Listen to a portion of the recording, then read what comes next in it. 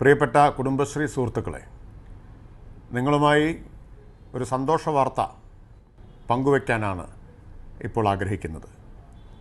കുടുംബശ്രീ കേരളത്തിൻ്റെ അഭിമാനമാണ്. ലോകത്തിൻ്റെ മുമ്പിൽ കേരളം ഉയർത്തിക്കാണിക്കുന്ന ഉജ്ജ്വല മാതൃകയാണ്.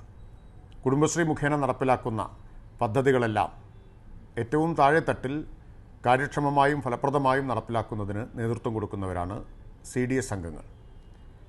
ഇത് കണക്കിലെടുത്തുകൊണ്ടാണ് 2021 ബജറ്റിൽ, ഇടതുപക്ഷ ജനാധിപത്യ മുന്നണി ഗവൺമെൻറ്റിൻ്റെ ബജറ്റിൽ ധനകാര്യമന്ത്രി CDS അംഗങ്ങൾക്ക് യാത്രാഭത്തയായി 500 രൂപ അനുവദിക്കുമെന്ന് പ്രഖ്യാപിച്ചത്. ഇന്ന് ചേർന്ന മന്ത്രിസഭാ യോഗം ആ പ്രഖ്യാപനം യാഥാർത്ഥ്യമാക്കുന്ന തീരുമാനമെടുത്തിരിക്കുന്നു. അതിന് മന്ത്രിസഭ അംഗീകാരം നൽകിയിരിക്കുന്നു. കേരളത്തിലാകെയുള്ള 18,400ഓളം CDS അംഗങ്ങൾക്ക് ഇതിൻ്റെ ആനുകൂല്യം ലഭിക്കും. കുടുംബശ്രീയുടെ പ്രവർത്തനങ്ങളെ കൂടുതൽ ഊർജ്ജസ്വലമാക്കുന്നതിന് ഇത് സഹായിക്കുമെന്ന് പ്രതീക്ഷിക്കുന്നു.